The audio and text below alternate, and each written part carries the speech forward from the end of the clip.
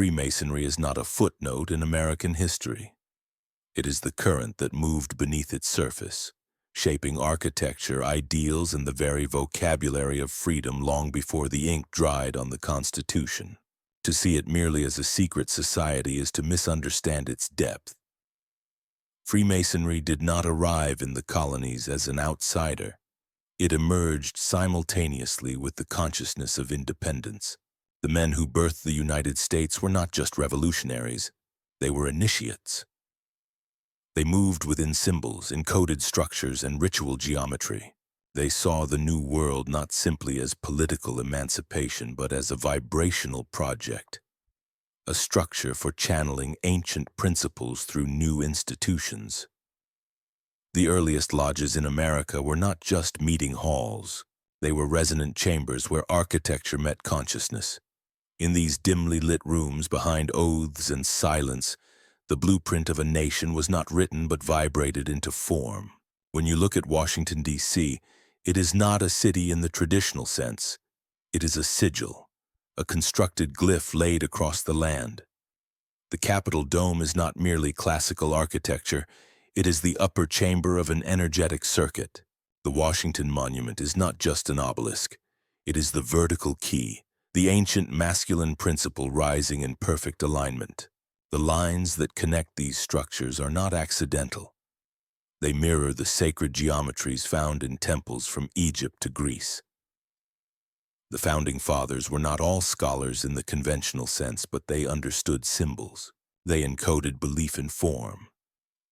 And nowhere is this more clear than in the Great Seal of the United States. On the backside, which appears on every dollar bill, sits a pyramid crowned with the all-seeing eye. This is not just Masonic imagery. It is Hermetic architecture. The unfinished pyramid represents a nation constantly becoming. The eye is not surveillance. It is illumination, the principle that sovereignty is internal before it is external. These symbols did not appear by committee. They were chosen by those who moved through the initiatory logic of Masonry. George Washington, the first president, was a Freemason. But more than that, he was a ritualist. He laid the cornerstone of the Capitol building in full Masonic regalia, surrounded by brethren. It was not just a ceremony, it was an energetic installation. The stone was set with intention, with vibration, with alignment to forces not charted on political maps but on energetic ones. Benjamin Franklin, perhaps the most enigmatic of the founders, was also deeply immersed in Freemasonry. He saw in it not mere fraternity, but a platform for consciousness. Franklin believed that the Republic, if it endured, would do so not through politics alone, but through the moral and spiritual refinement of its people. This idea, so embedded in Masonic teaching, suggests that the state is only as coherent as the inner worlds of those who govern it.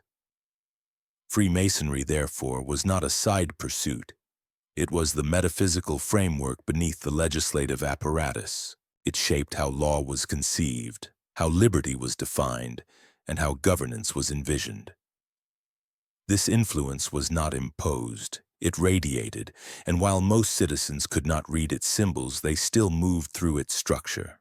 The Masonic system teaches that the universe is constructed through geometry, proportion, and vibration. These principles were embedded not just in temples but in constitutions. The balance of powers, the triadic structure of government, executive, legislative, judicial, these mirror Masonic logic. 3 points form the simplest stable structure. From the triangle emerges the square, from the square the cube. From this space, the American government was modeled not just on European politics but on ancient architecture.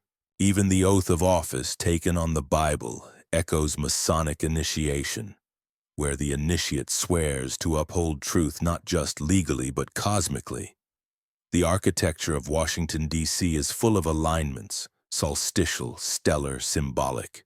The very layout of the streets echoes patterns found in Masonic tracing boards. Pennsylvania Avenue does not simply connect the Capitol to the White House. It unites the legislative and executive branches along a line of intention. The compass and the square, the primary Masonic tools, are not just instruments. They are metaphors for balance between spirit and matter, between will and wisdom. This balance was intended to animate the Republic. But it is easy to forget. As decades pass and rituals fade, the symbols remain.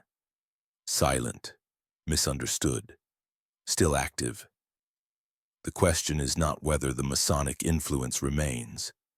It is whether we can still feel it. Because Freemasonry never demanded belief. It asked for alignment.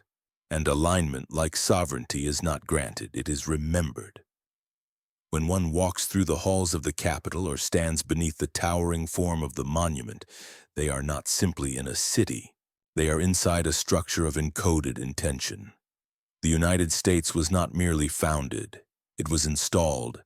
And the key to understanding its real foundation is not in textbooks but in symbols. Not in speeches but in stone. The Masons believed that truth could not be taught, it could only be built. And so they built a nation like a temple, not for worship but for awakening. Whether that temple still vibrates depends not on politics, but on the silence within those who enter it. They say the Republic was born from revolution, but what they don't say is that it was ritual, not rebellion, that gave it structure. The revolution may have sparked the flame, but it was the hidden geometry of Freemasonry that built the vessel to contain it. The Founding Fathers did not draft documents blindly. They followed patterns, ancient ones encoded in ritual, preserved in lodge rooms, and expressed through the body of government they were forming. When you read the Declaration of Independence, you are not just reading a political statement. You are encountering a metaphysical document. The very assertion that rights are self-evident and endowed by a creator echoes the Masonic belief that law exists not because of man, but because of order, because of cosmic principle. The Constitution, too, is not a dry legal framework. It is a balance of forces, a tetragrammaton of power divided into 3 branches like the triple flame of the Masonic altar. Each branch represents an aspect of the whole. Executive as will, legislative as wisdom, judicial as understanding. Together they form a triad, the same structure present in ancient temples. Father, Son, Holy Spirit, Isis, Osiris, Horus, Kether, Chokmah, Bina. The framers didn't copy from Europe, they translated from the eternal. That translation was only possible because many of them were trained in symbol. In the lodges, they had rehearsed what it meant to create something that would endure, not because it was strong, but because it was aligned. Alignment is everything in Freemasonry. Not control, not power. Alignment. A building stands because its lines converge harmoniously. A society stands for the same reason. And when those lines fall out of alignment, the structure begins to decay. Not because of external pressure, but because it has lost resonance with its origin. This is why symbols were carved, drawn, etched, and embedded everywhere. In buildings, in currency, and national seals. They weren't decorations. They were energetic stabilizers. The all-seeing eye atop the pyramid is a signal that the Republic is unfinished, eternally becoming. The eagle on the front of the Great Seal holds 13 arrows and an olive branch. Duality balanced in one form. The number 13 itself repeats across Masonic and American symbolism. Not as superstition, but as cycle, transformation, the death of the old, and birth of the new. The number of colonies, the number of stripes, the number of steps on the pyramid, the number of stars. These are not coincidences, they are rituals in form. The capital city, too, was designed ritually. Pierre L'Enfant, the French architect chosen to design Washington, D.C., was not simply an urban planner. He was steeped in Enlightenment ideals, many of which were Masonic in origin. He laid out the city as a mandala with radiating streets, central nodes, symbolic intersections. The Capitol, White House, and Washington Monument form a triad of power, reflecting the triangle that dominates Masonic design. Even the streets align with solstices and celestial events, anchoring the city not only in geography but in cosmology. When someone walks those streets without awareness, they see only layout, But when one walks as an initiate, they feel the tension of intention beneath every turn. The rituals of power are hidden not in darkness but in repetition. The laying of cornerstones with Masonic rites, the placement of obelisks, the recurrence of certain forms. These are not fragments of history. They are ongoing vibrations still echoing. Why else would the Capitol building itself be constructed with such precision? Its dome aligned with ancient principles of sacred architecture. Why else would the very language of governance be filled with terms like enlightenment, illumination, and liberty, all of which are deeply embedded in the Masonic lexicon? This is not to say that every senator is a Mason or that every law is a ritual. It is subtler than that. The foundation carries the tone. You may build anything on top of it, but the resonance of the base will continue to shape the structure. That is what the Masons understood. That is why they focused not on controlling the outcome, but on aligning the origin. Their work was not in imposing power, it was in embedding wisdom. Symbols like the compass and the square, seen as mere insignia, are actually the tools of creation. The compass draws the circle, spirit. The square defines the line, matter. Together they remind us that reality is built from the interaction of the two. And the G at the center? Some say it stands for God. Others say geometry. But the initiate knows it is both. Because in the Masonic worldview, the divine is not above but within the structure. God is not outside the temple but encoded in its angles. The temple is not a building, it is the world. And America, in its founding, was constructed as a temple not of worship but of potential. A temple where man could move from ignorance to illumination, not by decree but by initiation. Every citizen a builder, every law a stone, every choice a cut in the sacred blueprint. That is the secret legacy of Masonry. Not manipulation, but memory. Memory of how to build a world that reflects the divine not through dogma but through design. And that design continues whether we acknowledge it or not. The question is not whether Freemasonry still influences the government. The question is whether we can still feel the structure vibrating underneath the noise. Because when the noise clears, the lines remain, and those lines were drawn by those who remembered.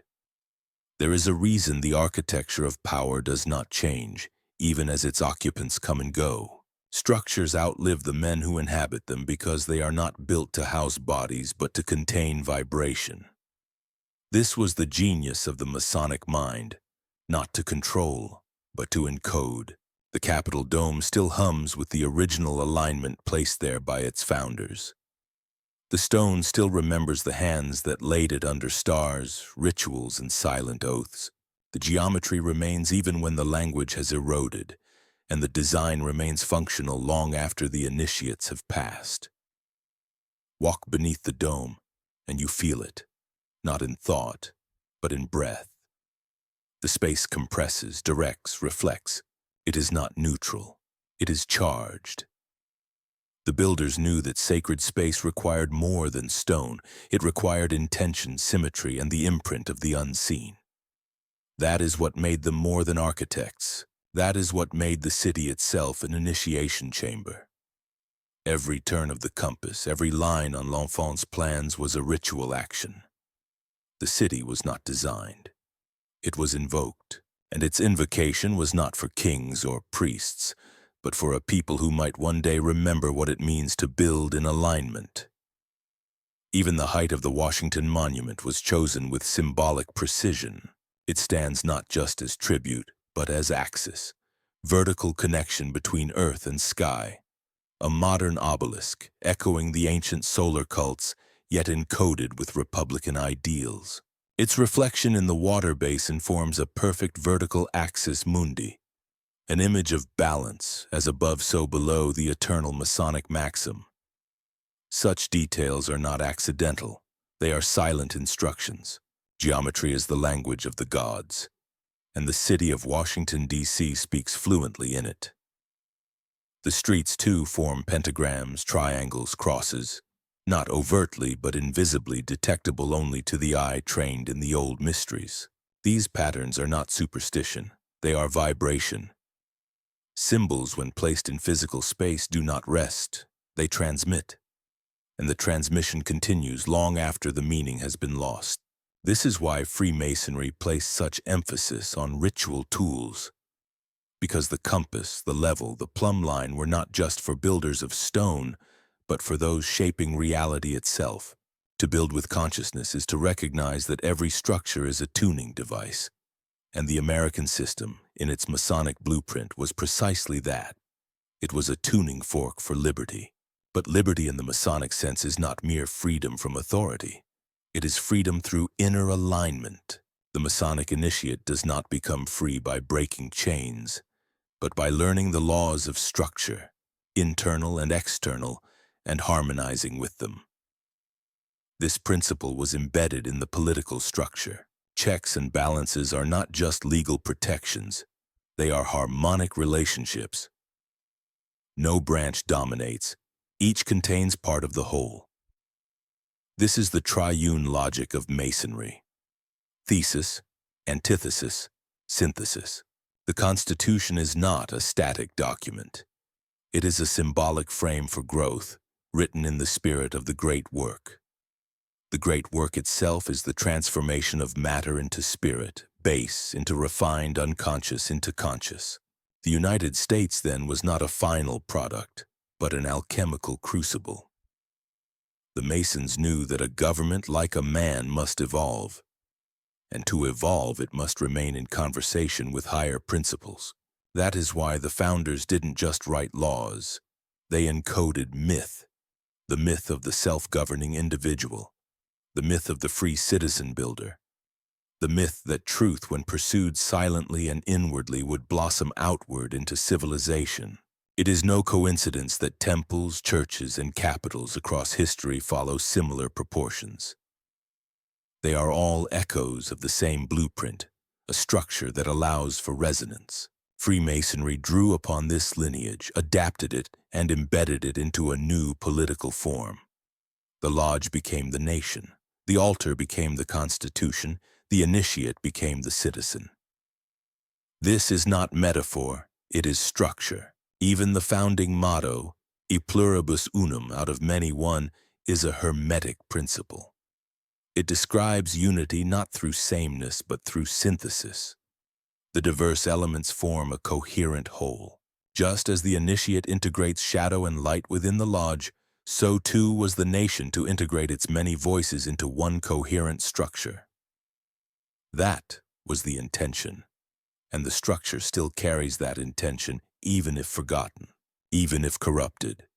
Because intention, when embedded in form, does not vanish, it waits. It waits for coherence, for stillness, for those who can feel the hum beneath the marble. That hum is not political, it is vibrational, and it can be felt today as clearly as ever by those who know where to listen. To walk into the Capitol is to walk into a tuning chamber.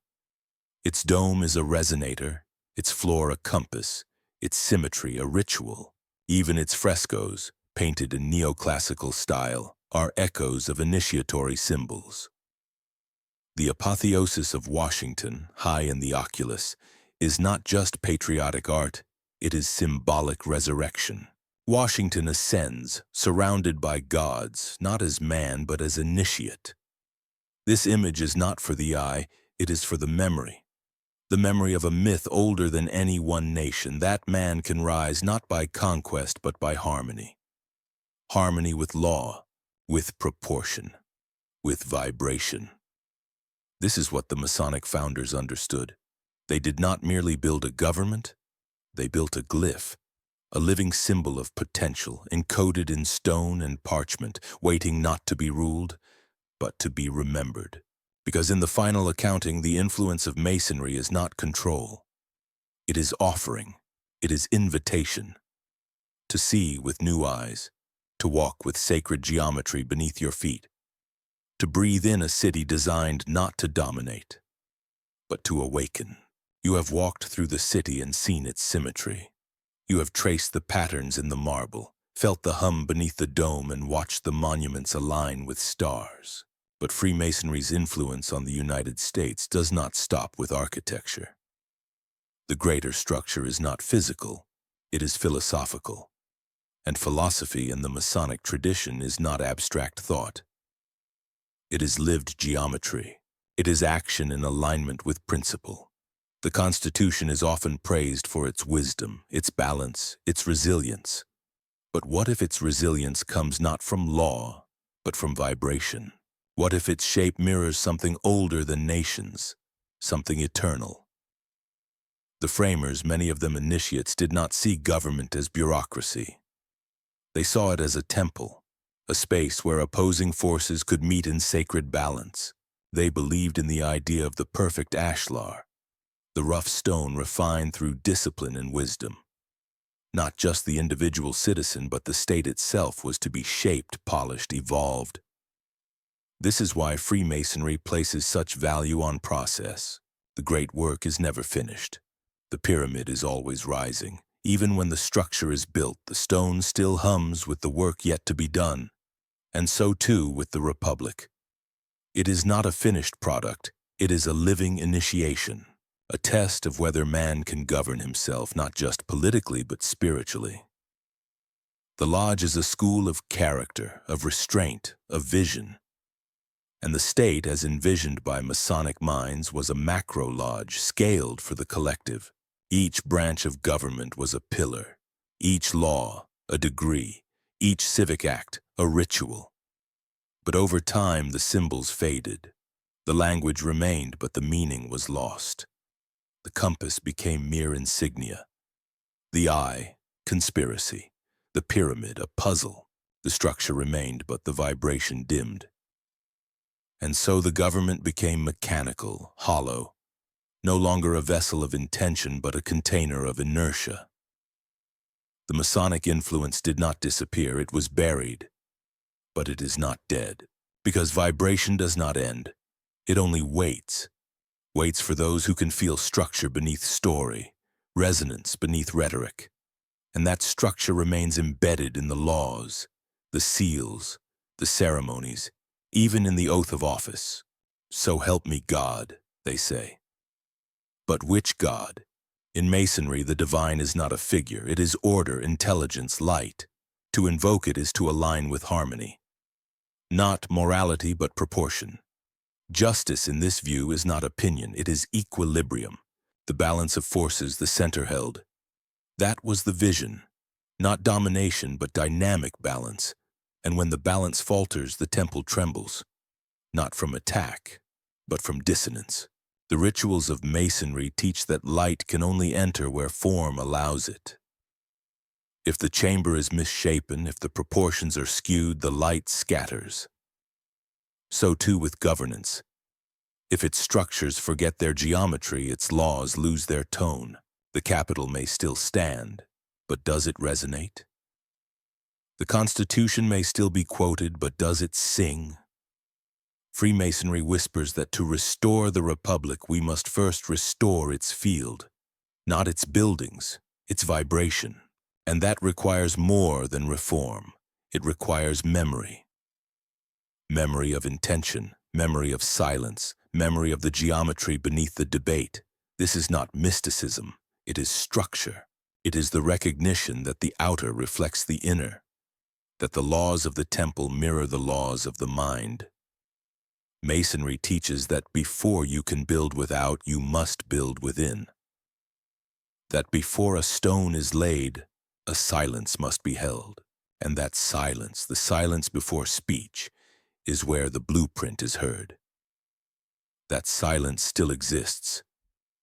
Beneath the rotunda, beneath the documents, beneath the flags. It cannot be seen. It must be felt. And to feel it, one must become still. The initiate knows this, the citizen may forget. But the structure waits. Geometry does not judge, it simply aligns. And when the individual begins to remember, the state does too. Not through revolution, through resonance, not through force, through form. The Masonic founders knew that power was not a throne, it was a tone, and that tone could only be heard in a chamber tuned for it. The United States in their hands was such a chamber, imperfect, evolving, resonant. A project not of conquest, but of coherence. That coherence must be maintained, not just in law, but in life, not just in politics, but in consciousness. Because every building, every nation, every soul eventually asks the same question. What am I aligned to? Masonry answers not with dogma, but with direction. The East, the place of light, the place where the work begins, and the United States, built by men who faced east, must now turn again, not outward but inward. Back to the origin, back to the blueprint, back to the silence before the first stone. Only then can the temple rise again. Not with new laws, but with old vibration remembered. Beneath the layers of patriotic narrative and historical formality lies another current, one that pulses not with memory but with tension. As Freemasonry faded from public understanding, it did not vanish. It retreated into myth, into conspiracy, into the liminal spaces between architecture and ideology. And in its retreat, the silence grew louder. The symbols remained, on the dollar, on the buildings, in the rituals, but the context was hollowed out. A vacuum formed, and into that vacuum poured stories. Some called them conspiracies, others revelations, but what they all pointed to, knowingly or not, was the echo of a structure still humming beneath the surface. In the modern age, the Masonic influence is no longer celebrated. It is feared, misunderstood, mistranslated. Freemasonry has become a cipher in the public imagination. An invisible hand, a shadow cabal, a secret overlord. But the truth is simpler and more profound. Freemasonry does not control from above. It shapes from within. Its influence is not about dominance, but about tone. And tone, once established, does not require repetition to endure. It becomes a resonance field. The conspiracy is not that Masons run the government. The conspiracy is that their design never left. It still animates the stage upon which political drama unfolds. It still guides the placement of monuments, the phrasing of oaths, the dimensions of chambers. Not because someone commands it, but because structure sustains itself. This is what modern discourse fails to grasp. Symbols do not need interpretation to function. They transmit regardless. When the eye sees the pyramid, it feels the ascent. When the mind encounters the square and compass, it registers the possibility of order. The glyph bypasses cognition and speaks to the field. That's why the fear persists. Not because of what Freemasonry does, but because of what it reminds us. That form carries power, and we no longer understand the forms that surround us. In this ignorance, narratives proliferate. People imagine councils, rituals, decisions made in candlelit rooms. But Freemasonry never required secrecy to be effective. Its greatest power has always been that most people look directly at it and see nothing.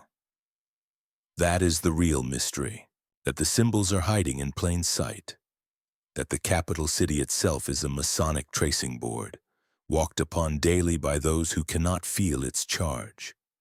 And when some do feel it, without understanding, they interpret it as manipulation. But vibration does not manipulate, it aligns. If the city feels heavy, it is not because of control, it is because dissonance has crept in.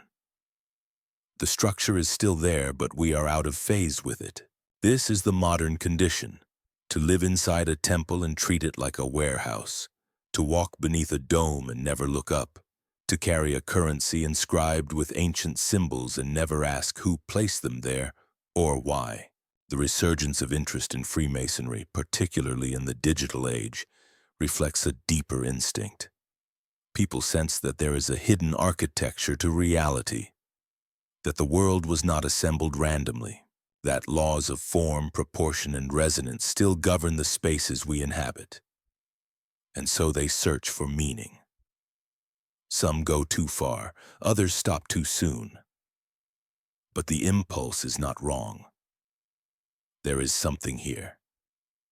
Something embedded. The founders may not have predicted the internet or the atom bomb, but they did understand something timeless. That intention embedded in structure endures beyond memory. They understood that myth, when encoded in space, becomes culture. And culture, when attuned to symbol, becomes coherence. The American project was not built solely on political theory, it was built on sacred pattern. And when that pattern is ignored, the project decays. Not from assault, but from internal dissonance. Freemasonry offered tools to navigate this decay. Ritual, reflection, symbolic literacy. Not to control others, but to refine the self. To become a citizen not by birth, but by vibration. The lodge was never about secrecy, it was about silence. The space between symbols where insight arises. The Capitol dome is not powerful because it is large. It is powerful because it is proportioned to echo certain frequencies. The city is not charged because of who walks its halls. It is charged because of how it was laid out. These forces are not conspiratorial. They are architectural. And architecture does not judge who uses it. It simply functions. So when conspiracy theorists warn of hidden hands, they are sensing something real but misreading its nature. The hidden hand is not pulling strings. It is holding the form, and that form can be aligned with light or shadow, depending on who walks through it. That is the final gift of Freemasonry, not control, but potential. The symbols are neutral, the geometry is impartial, the structure is available. It asks nothing but alignment, and in that alignment the noise ceases, the fear dissolves, the field stabilizes. Modern government may no longer be Masonic in membership, but it is still Masonic in shape, and the shape holds, waiting for tone, not to return to the past, but to realign with the origin. Not to obey tradition, but to rediscover the silence that birthed the blueprint. The mystery is not that Masonry built the government. The mystery is that the government at its best is still capable of resonance. And in an age of dissonance, that resonance may be the most revolutionary force of all. The silence you feel now is not the absence of sound. It is the presence of origin. The Masonic influence on the United States was never about dominance. It was always about alignment. Alignment with proportion, with intention, with the unseen currents that shape not only cities but consciousness. What endures is not control, but form.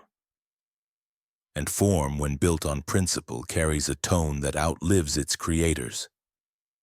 You do not have to believe in Freemasonry for its geometry to affect you.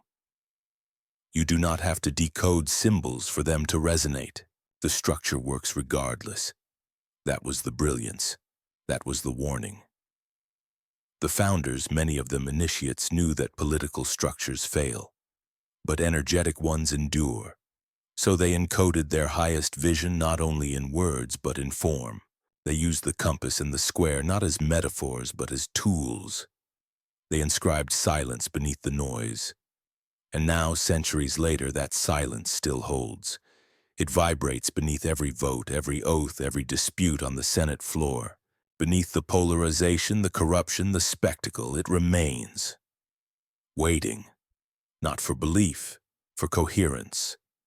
The truth is, most of those who govern today walk blind through a temple. They legislate beneath a dome built on sacred ratio.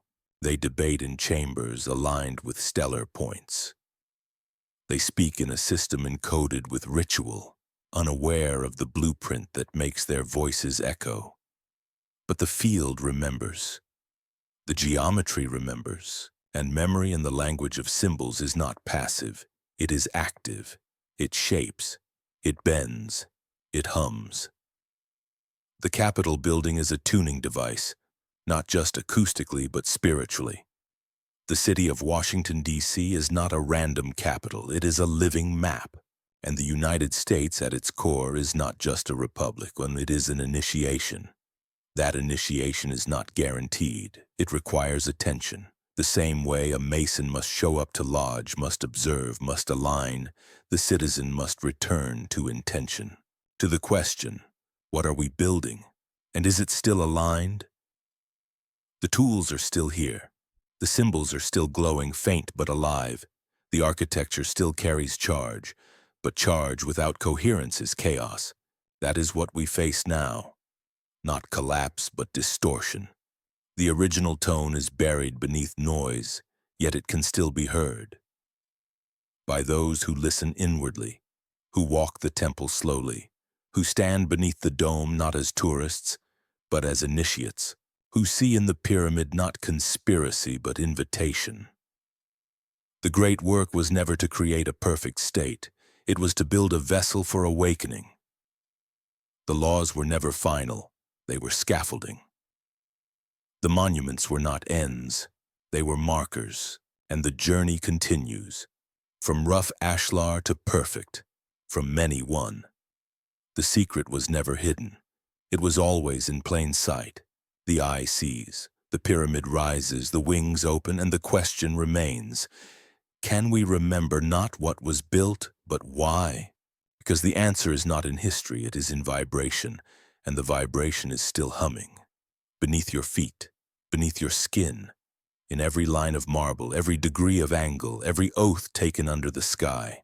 Freemasonry left a gift, not power but pattern, not rules but resonance. And if we choose to realign, to walk with eyes open, to build with sacred silence at our back, we may yet complete what they began. Not a nation, a tone, not a government, a field, not a legacy, a frequency. The temple has always been here, the blueprint never faded, the symbols never died, only our attention wandered. But now, it returns, and with it, the resonance sharpens. The hum strengthens, the silence deepens, and the great work begins again.